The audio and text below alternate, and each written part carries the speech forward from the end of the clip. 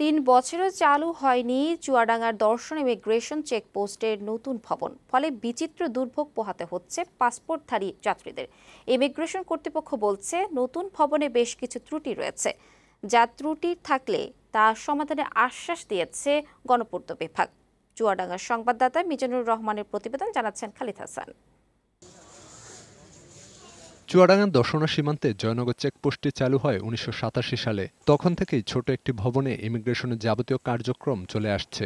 জেলা পুলিশের চেকপোস্টে ইমিগ্রেশনের যাবতীয় কাজ করে। এই সীমান্ত দিয়ে দুই দেশের মধ্যে যাত্রী বেড়ে যাওয়ায় নতুন ইমিগ্রেশন ভবন নির্মাণের সিদ্ধান্ত নেয় সরকার। ২০১৭ সালে নতুন ভবন নির্মাণ কাজ শুরু হয়ে ২০২১ সালে শেষ হয়।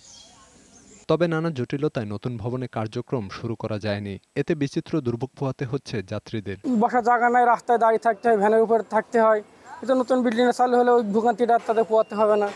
দর্শনাতে ইমিগ্রেশন এবং চেকপোস্ট মানুষ বুঝতে পারে না কোনটা ইমিগ্রেশন কোনটা চেকপোস্ট। বিল্ডিং পড়ে আছে, যদি এটা চালু হয় তাহলে সব প্যাসেঞ্জারদের সুবিধা হয়। ভবনটি চালুর আগে কিছু জিনিস নষ্ট হয়ে যাচ্ছে।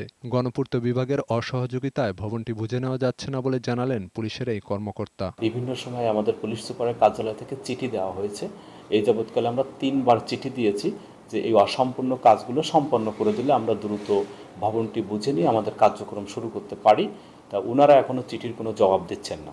তবে এই অভিযোগ অস্বীকার করে গণপূর্ত বিভাগের নির্বাহী প্রকৌশলী জানিয়েছেন, ৩ বছর আগে ইমিগ্রেশন কর্তৃপক্ষকে ভবনটি বুঝে নিতে চিঠি দেওয়া হয়, তবে তারা ভবনটি বুঝে নেননি। নির্মাণের পর থেকে আমরা আশা করছিলাম যে তারা ভবনটি বুঝে নেবে। আমরা কাগজপত্র সই করে ওনাদের কাছে দিয়েছি প্রায় ৩ বছর আগেই তখনই, কিন্তু ওনারা সেটা স্বাক্ষর করে আমাদেরকে ফেরত দেননি। ভবনে কোনো সমস্যা থাকলে সমাধানেরও আশ্বাস দেন তিনি।